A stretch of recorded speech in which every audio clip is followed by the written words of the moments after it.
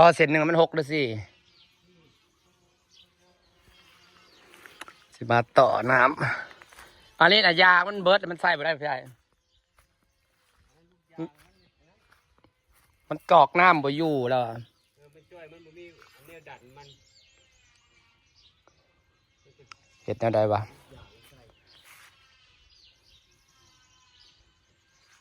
เอาน้ำขึ้นอ่างก่อนให้น้ำพดพักเอาไว้ก่อนท่อเส้นหนึ่งมันยาวจากเม็ด4 หรือ 6 4เป็นตี4 เมตรเนาะไล่รูปแบบนี้นะไล่จากนี่นะไปสิโตซิลาเซลขึ้นนะครับปั๊มมันได้บ่ขึ้นปั๊มน้อยมันได้บ่ขึ้นบอลค่อยอาบน้ำเมื่อวาน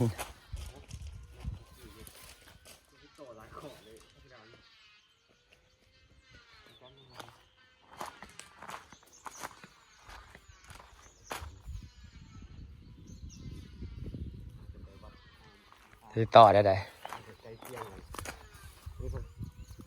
ไฟเลยเช่นนี้นะฮะไฟเลยยัง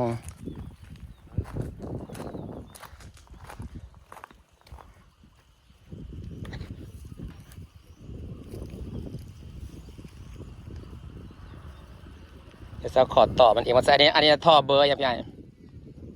เบอร์สหาบะ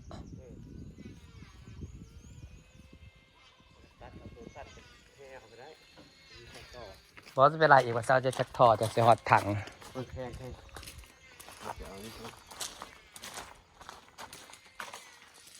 ต้องเปิดโซลาร์เซลล์ขึ้นนั่นแหละไดหน่อยมันไดบ่ขึ้นมันบ่มีน้ำผมมันไดบ่มันบ่ฮอดบ่มีน้ำซับมันบ่ขึ้น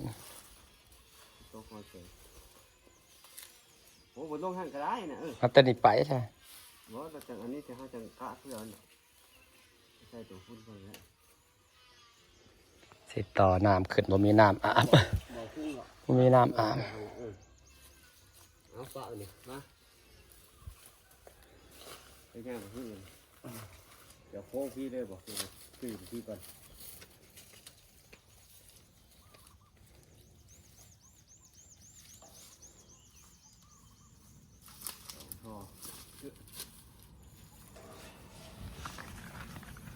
นี่เลยบอกต่อขึ้นอ่างไปแล้ว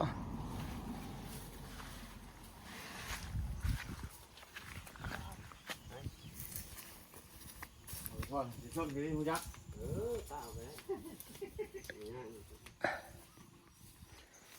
ต่อขึ้นอ่างไปแล้วขึ้นอ่างละจักเส้นขึ้นอ่างละ2 เส้นนะ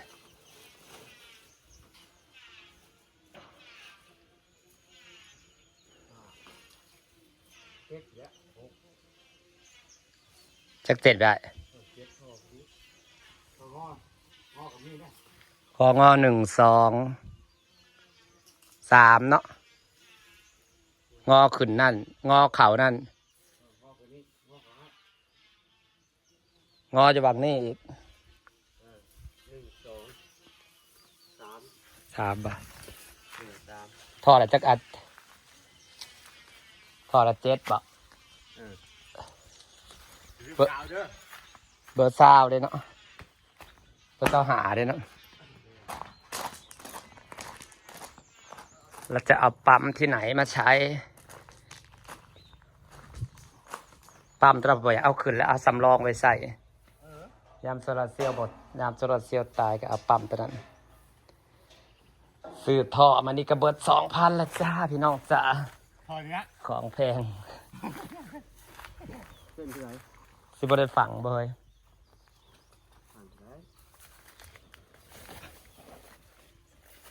ดินอ่อนไปแล้วจังฝังเจ้าจากใช้หันใช้นี่พุทธแต่อันนี้สบายตามทางมั้งมอสะไงมอสะอะไรอ๋อของมอสะมันยากมันซาหลายต่อโซลาร์เซลล์ขึ้นรถพี่น้องปั๊มน้อยจะต้องกัดแตรดน้อยเดียวแล้วก็เบิดเลยปั๊มบ่ขึ้นซ้ำนะจำเป็นอย่างมันเป็นน้ำหมุมีแล้วมันบริปั๊มโดนนี่แหละมันปั๊มบ่ขึ้น เอ๊ะบักแข้งมันก็มีอยู่เด้ เมื่อลืมเมื่อแล้ว บ่ได้หดน้ำมันเลยเป็นอาทิตย์แล้ว ไปที่ทางมาโอ้โหจะเอามานำมาเขามากินกระตันเสือ ปั๊มน้ำกระต่ายปั๊มน้ำกระต่ายซื้อ1,600พอได้นะปั๊มนะ1,600หรือ1,300มาจำว่าได้1,300มันซื้อแต่นะยางอันนี้มันเบิดเนาะนี่นะมันหายน้ำบ่อยู่เขาบอกมีขายบ่วะฮะ เอาจูไปให้เขาอัดให้ก็ได้เลย หัดจุดใส ที่ห้างเขาเลยให้เขาหายางห้องให้ก็ได้เลยที่งัวของเจ้า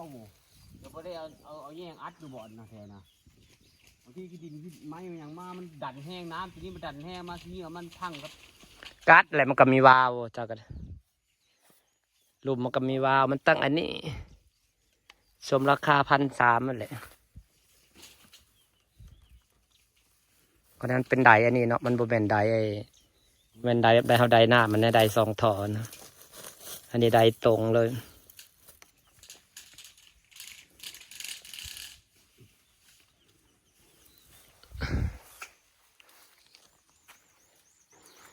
ไดในเฮือนมันคือว่าไส้ได้แบบไปเบิ่งประมุนเบิดเลย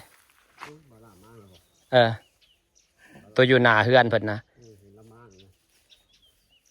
มันมากบ่คือว่าสายปลั๊กไฟกับบ่มี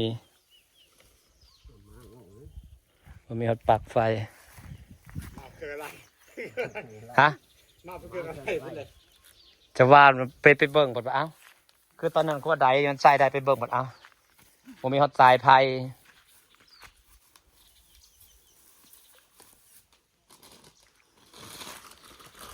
โอ้โหก็สูงเกินสิได้ตอนแล้ว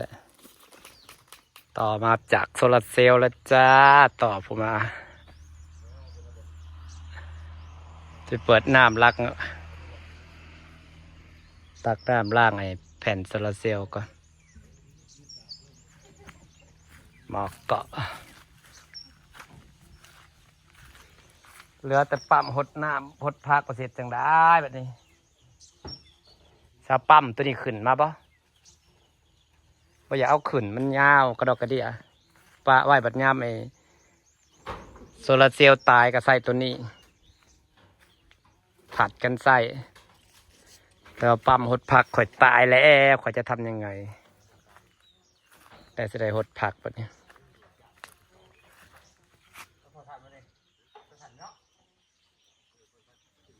เฮ็ดจังไดบ่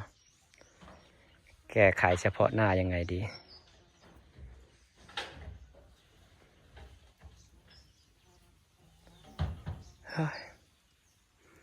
แนวเลยพี่น้องเอ้ยพออย่างหนึ่งตายก็อย่างหนึ่งตายเงินนะมันต้องได้ใช้ต้องได้จ่ายยามหาบ่ได้มันก็เมื่อยจิตเมื่อยใจโอ้ยหมกม่วงไปเลือกสังเกตต้นนี้ก็เป็นดอกคือกันเนาะหมกม่วงคือสิหมากอะไรยังไงวะดอกต้นนี้ก็เป็นดอกแล้วต้นน่ะก็เป็นดอกแล้ว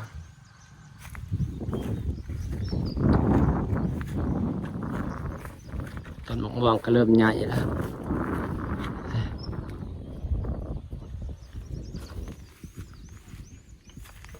มันมีหน้ามาหดแบบนี้ตายป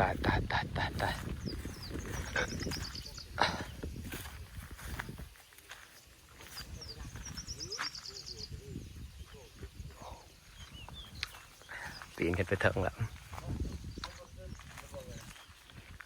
ที่จริงกันหกก่อนหนานั่นนะบ่ต้องเห็ดก็ได้แท่งน้ำนะซื้อแค่เครื่องส่งน้ำมาใส่แล้วก็พอเพราะว่าสุดท้ายมันก็ต้องได้ใส่เครื่องส่งน้ำอยู่ดีแท่งน้ำมันก็พอปานนั่นบ่แห้งสุดท้ายก็ได้ใช้เครื่องส่งน้ำ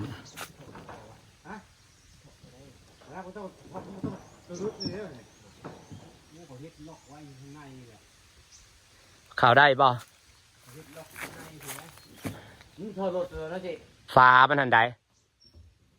ปะ มันมีโซ่มีโซ่ใส่ตัวน้อยตัวนี้ใส่กอกขามันตัวเก่ามันตัวนี้ตกตัดท่อน้อยมีไฟ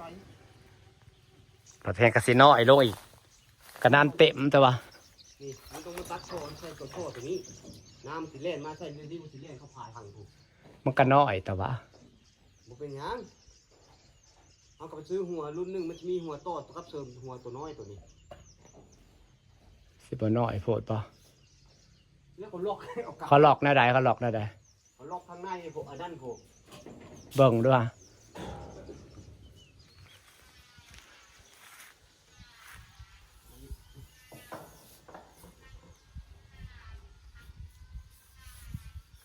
ก็สิแล้ว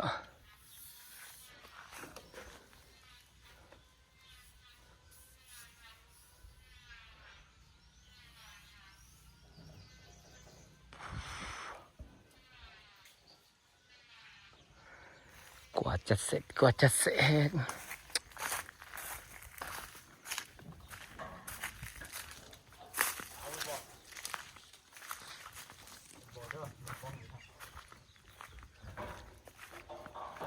เอาได้ใส่มาหดฟักเด้แบบนี้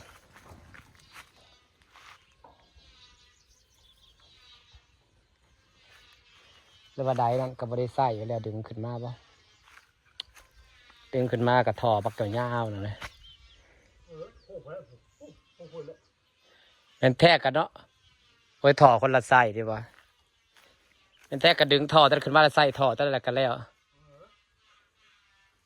ถ้าเอาขึ้นไว้มันบดตันบ่ฮะนั่นแหละจังหวะ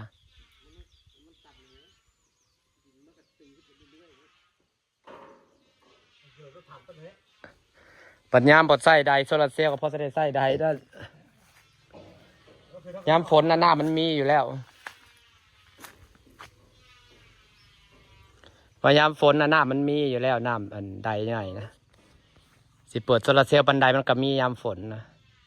แต่ยามแรกเลยน้ำมันหม่อยน้ำมันเบิดเลยพอเปิดโซลาร์เซลล์มันบ่มีน้ำบ่อยากเอาขึ้นอยากป้าไว้อย่างนั้นแหละ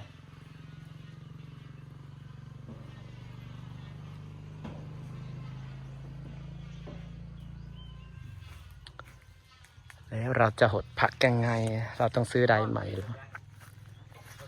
เพ่ไว้อะไร3 ปีเพ่เลยสมราคามันนั่นแหละราคา1,000 ปลายราคา1,000 กว่าบาทมันเพ่ดอกอันนี้กามันปิดน้ำบ่อยู่แล้วมันเหตุให้มันปั๊มน้ำบ่ขึ้นหายน้ำลงไปเลยน้ำบ่อยู่อย่างก็มันก็เจ็บจ้ะเนาะท่อใหญ่เปิดแป๊บเดียวเต็มแล้วเลยดิ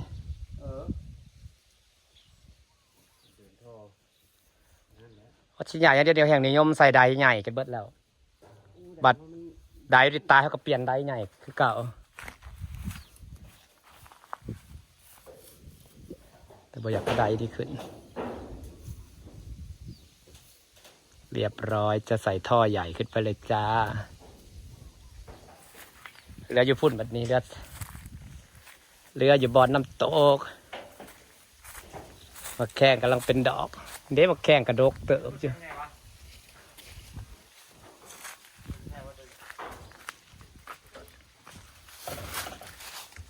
เดี๋ยวก็พร้อมเปิดแล้วนะคะ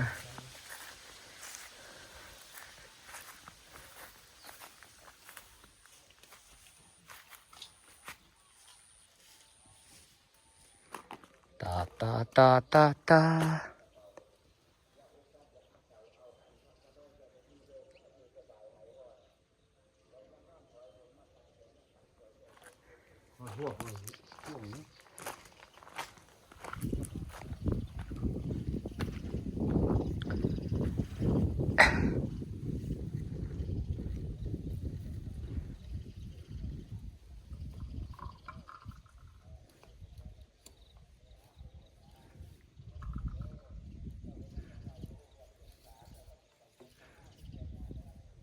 ต้นมันชอบอาเซียบ่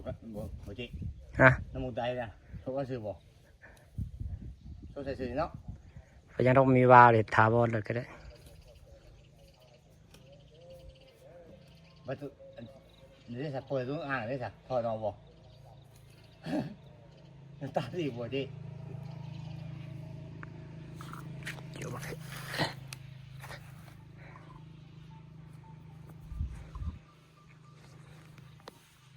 ต่อจากโซลาร์เซลล์มานี่ พันโซลาร์เซลล์กับซิเลลาเดี๋ยวอื่นสิเปิดน้ำล้างกันขาดจะได้หดพากวัดนี้แล้วเสาใดต้องขึ้นมาปะได้ดิ แล้วมันจะทางใหม่เนี่ยเขาก็ทอคือได้เจอแล้วเลยพวกหาเนี่ย บัดหน้าผลมาแล้วเราใช้มันได้อยู่ เออ เอาขึ้นแล้วได้ เอาขึ้นได้เจอแล้วก็ขึ้นนะ ได้เลย เสียงจกโจกจ้าท่อใหญ่ขึ้นไปเลยจ้าบ้านเมืองนี่จ้าต่อท่อใหญ่ขึ้นมาเลยจ้านี่นับเปิงก่อนจักนาทีมันสิเต็มสะดวกสบายแบบนี้เปิดได้ใหญ่เสียเลยแต่ก่อนรอน้ำใส่ๆขาดๆหายๆเขินๆต่อท่อใหญ่ต่อมาจากโซลาร์เซลล์เลยค่ะบัดนี้ก็สิเปิดน้ำลงน้องก็ได้สิเปิดน้ำขึ้นอ่างก็ได้แล้วแต่เลยจ้า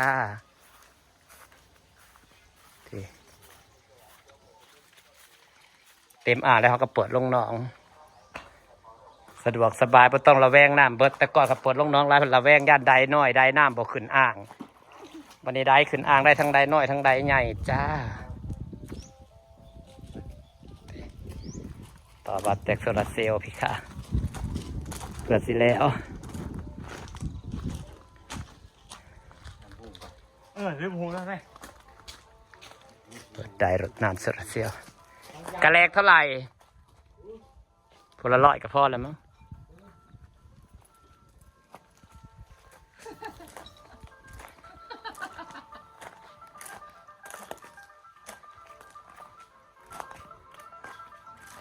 150 บาทไม่มีตังค์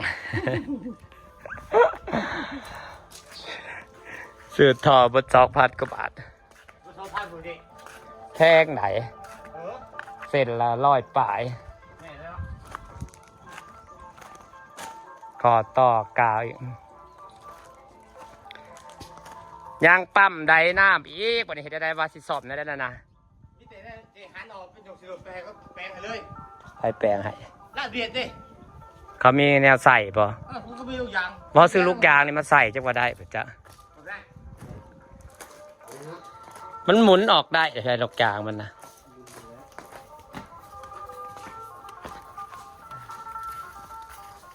เดี๋ยวหงน่ะ แล้วนี่ให้เราขึ้นไปเบิดเลย คือว่ามันหมุนออกหมุนเข่าได้เลยนะฮะนะบอกมันเป็นอย่างนี้บอก แกะเอาแกะใหม่เถอะธรรมดาให้นะมันฉุด จนมียางข้างในบ่จักเบิดนะค่อยว่า ความจัดของมัน มันสิมียางข้างในนำบ่ มั วะ นบ่แห้งบ่ ฮะ มันบ่แห้งบ่ มันเปิดบ่ได้ ไอ้บ่มี บ่แม่นเวลาเขาหายน้ำลงไปแล้วน้ำมันออกจุพี่เบิดพอน้ำบ่เต็มอันนี้ปุ๊บนี่อันนี้ใบผัดมันอยู่นี่มันปั๊มน้ำบ่ได้เพราะแล้วเราเขาหมายคือตัวนี้มันผิว ตัวนั้นบ่ได้ไปเบิ่งบ่ เบิ่งแล้วบ่ได้เป็นหยังเป็นน้ำตัวนี้มันไหลออกตัวนี้ ลองแกะบ้างดูฮะ เจ๋เจ๋ ที่เวลาหายลงน้ำมันกับจุกโจกออกหันได้ปะเขาเนี่ยบ่ได้ใส่กาวหันได้สิ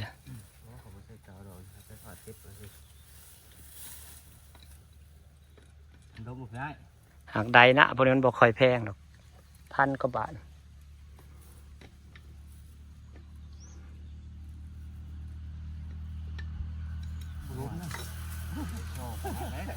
ตัดโลด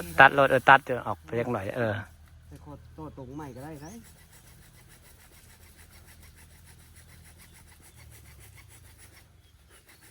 ยางมันเบิดได้เลยเอาบนนอกมันขาดแล้วเลยนะ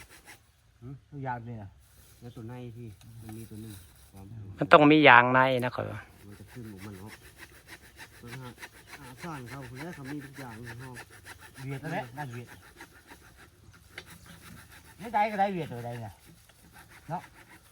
มาแต่ไทยสั่งมาแต่ไทย นี่ได้ 1,000 กว่าบาท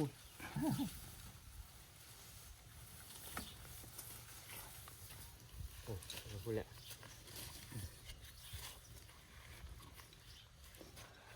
มาพี่มาเงินพี่